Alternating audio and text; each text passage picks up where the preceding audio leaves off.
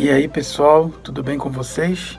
Venho aqui para mais uma aula, a nossa penúltima aula dessa disciplina de literatura paraense, terminando no final desse ano tão conturbado, 2020, mas a gente conseguiu fazer essa disciplina, pelo menos, não presencial, mas pelo menos a gente conseguiu fazer.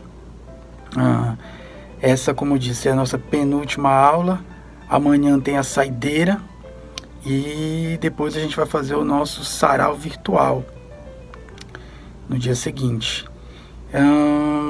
Recapitulando tudo o que se passou ao longo dessas 3 semanas, eu trabalhei com vocês na primeira semana a literatura paraense num contexto de um pouco a história da literatura paraense, quem são os primeiros prosadores que surgem, os primeiros teóricos, os primeiros poetas. Aí vocês vão lembrar de Bruno de Menezes, de Antônio Tavernar, vão lembrar de Inglês de Souza, certo?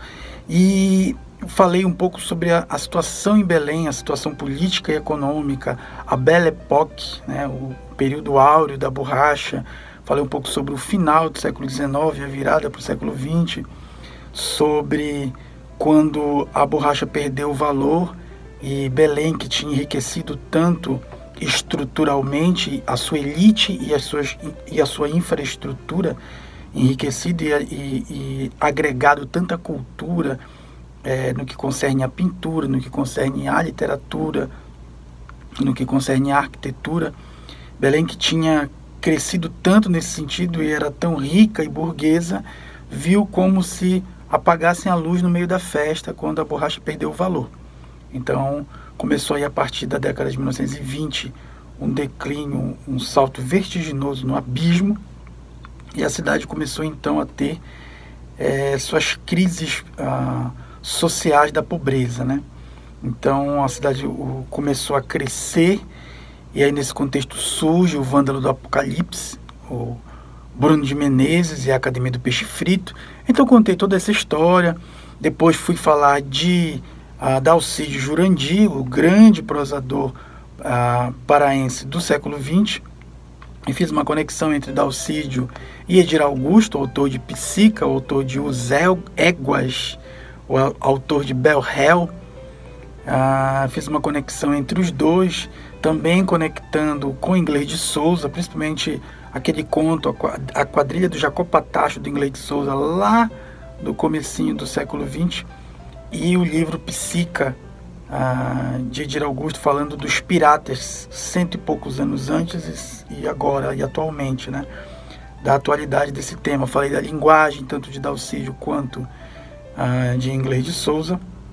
E aí depois trabalhei com vocês os poetas que começam a aparecer ali pós Bruno de Menezes, vamos dizer assim, pós primeira geração da história da literatura no Pará, porque essa história não está contada ainda de maneira didática, organizada. Mas aí vem Benedito Nunes, que é um autor, filósofo e crítico, que vem sempre trazendo as leituras sobre essa história toda. As leituras que eu trouxe são escritas por ele, Então chega Benedito Nunes ali no finalzinho da década de 1940, com a sua galera, Quem é a sua galera? É Max Martins, é Mário Faustino, depois Rui Barata, e muitos outros vão se agregar, vão se juntar nesse grupo que vai representar, vamos dizer assim, uma segunda geração na literatura paraense. E ao longo da segunda metade do século XX despontam Mário Faustino, desponta o Rui Barata, desponta o Max Martins, Paulo Plínio Abreu, também um grande poeta que, embora tenha tido sua poesia publicada póstumamente, era figura importante também, embora também tenha morrido cedo, era figura importante também nesse meio, e tantos outros. Então a literatura paraense transcorre por aí. Depois disso eu trabalhei com a poesia do Max, prometi 3 aulas sobre o Max e acabei oferecendo apenas 2, tivemos um problema sério com a terceira. Quem sabe depois esse curso vai ficar disponível no YouTube, quem sabe depois eu faço essa terceira aula e insiro para completar. Então, dei um foco na poesia e na obra plástica do Max Martins, esse importante poeta brasileiro, como vocês viram, da Amazônia. Também mostrei um pouco do brilho da obra de Mário Faustino na aula de ontem. E eu teria outros poetas nesse período, né, na segunda metade do século XX para mostrar. Com certeza teria, mas a gente tem que fazer escolhas, né, para um curso desse tamanho, para um curso dessa proporção, e considerando tudo o que era preciso mostrar, eu fiz algumas escolhas, alguns recortes. E nessas duas últimas aulas eu vou falar ainda sobre literatura paraense, mas a partir do século XXI, ou seja, todo um caldo cultural dentro de um grande caldeirão de cultura da Amazônia em Belém foi alimentado, nutrido, foi diversificado em seus ingredientes, foi mexido muitas vezes, e esse grande caldo resultou nos escritores que vão aparecer ali no finalzinho do século XX e no começo do século XXI. Então, essa aula de hoje é uma aula sobre os poetas atuais, os contemporâneos, né? Vamos dizer assim, os novos. Então, essa aula também é uma aula que vai depender mais da minha memória do que de outra coisa, porque eu passei o começo do século XXI, a primeira década do século XXI, em Belém. Eu sou de Belém, vivi até os 30 anos da minha vida em Belém, mas principalmente experimentei essa literatura paraense, né, brasileira do Pará, de Belém. Eu experimentei ela a partir de 1998, a partir de 2000 até 2010, quando então eu me retirei para São Paulo para estudar e nunca mais voltei definitivamente para Belém. Mas nesses 10 anos pude conhecer os autores contemporâneos, os poetas, alguns dos prosadores, os poetas que em Belém faziam a sua onda, faziam a sua arte. Então, nessas duas aulas eu vou dividir entre três poetas mulheres que consolidaram, que escreveram seus livros no comecinho, publicaram no comecinho do século XXI. Delas, acho que todas têm 2, 3 ou até 4 livros, não, menos a primeira que eu vou falar, ela só tem um livro publicado, mas tem muita coisa inédita. Acredito que um livro pronto para publicar, se é que já não publicou. Depois que eu saí de Belém, realmente não consegui mais acompanhar a fluência desses autores. E na aula de amanhã vou apresentar mais 3 poetas, encerrando então o ciclo dessa disciplina de literatura paraense. Primeiro trago para vocês Lília Silvestre Chaves, autora do livro E Todas as Orquestras Acenderam a Lua. A Lília, ela acaba participando um pouco ainda desse grupo que eu falei, o grupo do Benedito, Max Martins, Rui Barata. A Lília vai ser uma jovenzinha entre eles, né, ali pelo final do século XX. Ela publicou esse livro. A Lília é professora aposentada da Universidade Federal do Pará, lá em Belém. Ela publicou esse livro e tem muitos poemas inéditos que eu sei. Ela não é muito de publicar os poemas, mas é uma poeta dessas de escrever os poemas. Eu vou ler 2 poemas dessa importante poeta nossa de Belém. Sempre que através da névoa do sono sinto o aroma de teus beijos, beijo-te em pensamento, tanto que meus lábios se machucam da tua falta e meus dedos encontram a ausência dos teus.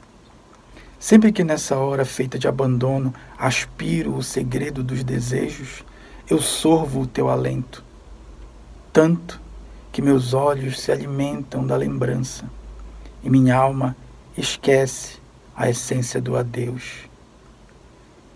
Estendo-me na lua rede do teu céu e balanço na maré morena da tua ausência.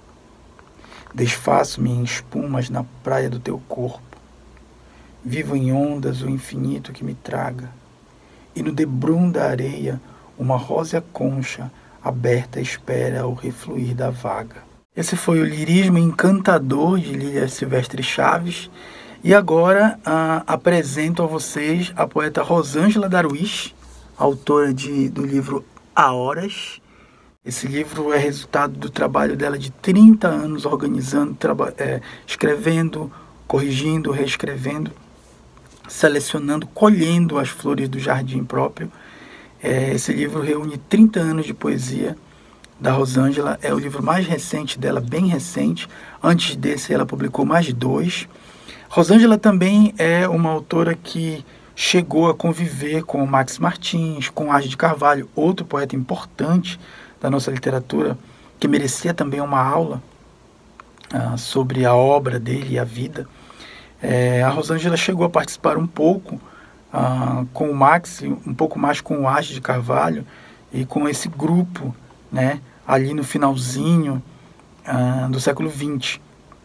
Mas eu considero, o livro dela foram publicados no finalzinho do século XX, mas eu considero ela como bastante atual, no sentido de ser uma representante dos poetas brasileiros de Belém no século XXI. Eu vou ler para vocês 2 poemas desse bonito livro, Há Horas. O domingo era um ponto imaginado, que algumas das horas lentas ampliavam enquanto desapareciam.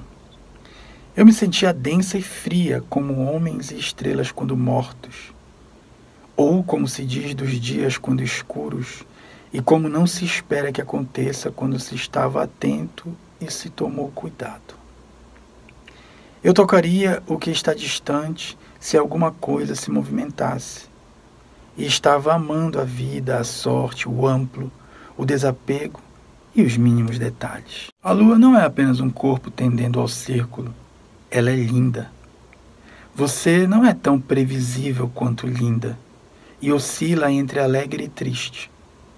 O que mantém uma distância segura de formas geométricas, mas se considerarmos ainda a lua, pensaremos menos em detalhes. Agora o silêncio.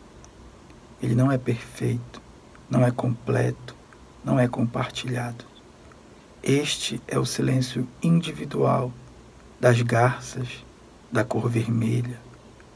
Guarda-se o silêncio nas mãos fechadas, entre os dentes. Silêncio como levemente beijos. A Rosângela Darwish, que é psicóloga, professora de psicologia na Universidade da Amazônia, em Belém. Da Rosângela eu prometi 2 poemas, mas acabei lendo 3 desse livro maravilhoso, Há Horas. Esse lirismo tão sensível que é o lirismo da poesia da Rosângela Darwish. E a terceira e última poeta que eu apresento para vocês hoje é a Gisele Ribeiro, autora de O Objeto Perdido. Esse livro que reúne algumas das colagens da Gisele, que, como Max, também aderiu às colagens, lembram da aula sobre a plástica de Max? Gisele também faz colagens. Gisele é performer, além de poeta, é professora de línguas na Universidade Federal do Pará. E a Gisele, esse é o primeiro livro da Gisele. Eu participei da história desse livro. Enquanto eu vivi em Belém, ela lançou esse livro. Eu fui ao lançamento, tem até uma dedicatória dela aqui para mim. Eu vou ler para vocês. Diz assim: Paulo, poeta, poeta Paulo, que suste, vieste. Gisele Ribeiro. Ela não datou. Mas o livro é de 2004, bem ali no comecinho desse século. E a Gisele Ribeiro, ela faz uma poesia também erótica, também dedicada a Eros, de uma maneira diferente do que fazia o Max Martins. A poesia dela é erótica, é pervertida e é extremamente deliciosa. Mas na aula de hoje, quem vai falar sobre a poesia dela é ela mesma. Nessa aula, diferente das demais, e na última também, eu trouxe convidados, né? Então, a convidada de hoje é Gisele Ribeiro. Antes de terminar a aula, a minha parte da aula, que vai ser continuada com a Gisele, eu vou ler um pequeno poema de Objeto Perdido, e depois vocês vão conhecer a nova obra dela por meio dela, Gisele Ribeiro. Enquanto Freud não vem. Eram sempre assim os meus sonhos. Durante as noites, desbravava teu corpo com a mão alucinada de um demônio em dia de festa de núpcias, e alimentava um amor inocente e translúcido na claridade dos dias. Preciso, antes de começar a minha fala, eu gostaria de agradecer ao professor e poeta Paulo Vieira por esse convite para estar aí nessa turma de teoria literária, não é? E uma turma de poesia que brinca, eu tenho a impressão, não é? Que brinca com esse instrumento poético, brinca no sentido muito mais bem compreendido, não é?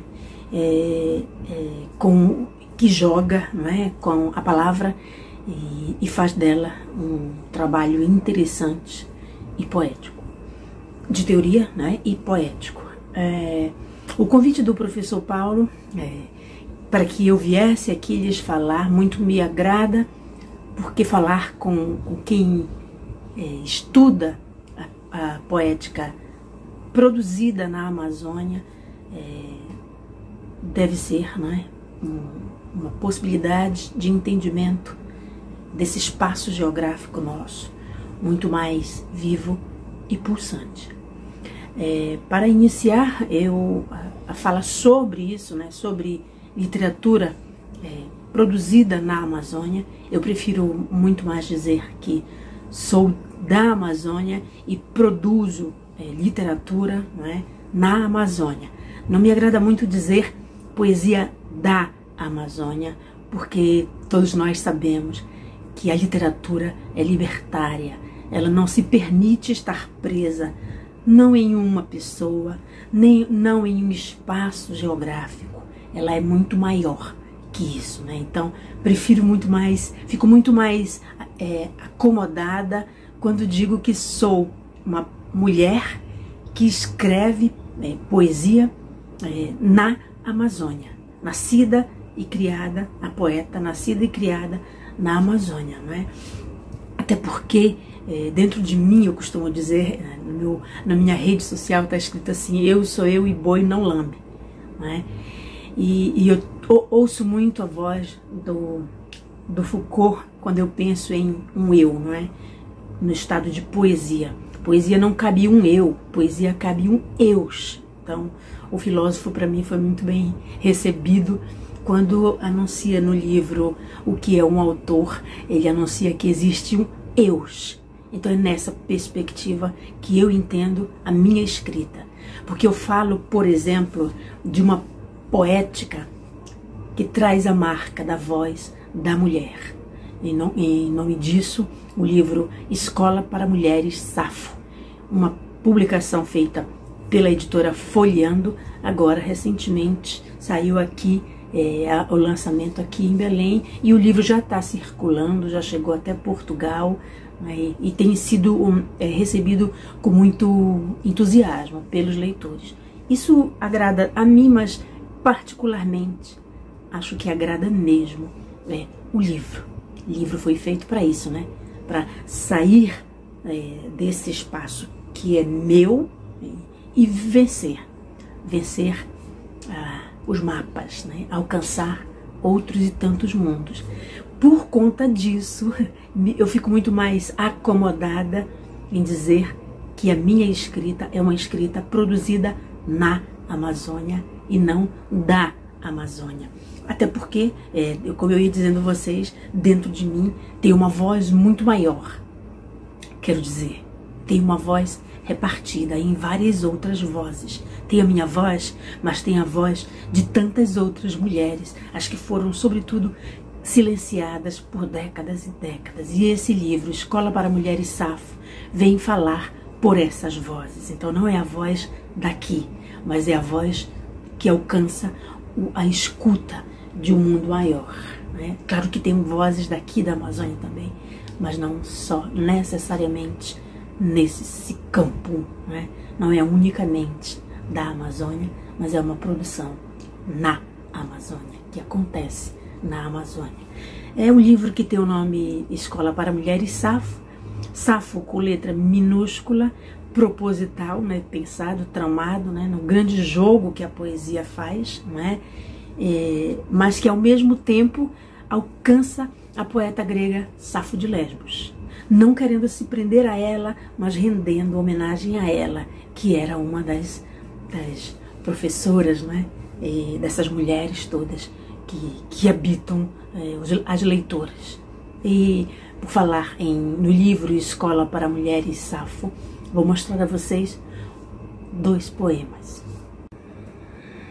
Aê, aê, aê, aê, aê,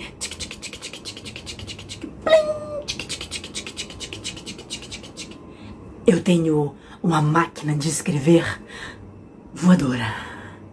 Com ela, eu chego na casa das outras mulheres. Elas me disseram que molhavam a calcinha com medo dos seus maridos. Eu provei a elas que era muito melhor molhar a calcinha por outro motivo. Hoje, elas gemem, uivam, gozam e se conhecem muito bem por dentro. Meu nome é Dina. Os homens da minha aldeia me chamam de aberração.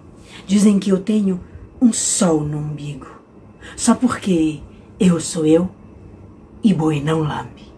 Aê, aê, aê, aê, uma mulher que merece viver e amar como outra qualquer do planeta.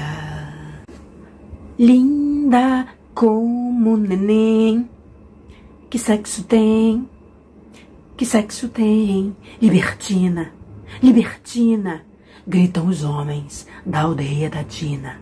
Libertina, libertina, só porque ela servia à sua bem-amada o licor da sua vagina. Namora sempre com gay, que sexo faz tão sexy gay. Agitou, broto a mais, nem pensou, curtiu, já foi só pra relaxar, totalmente demais.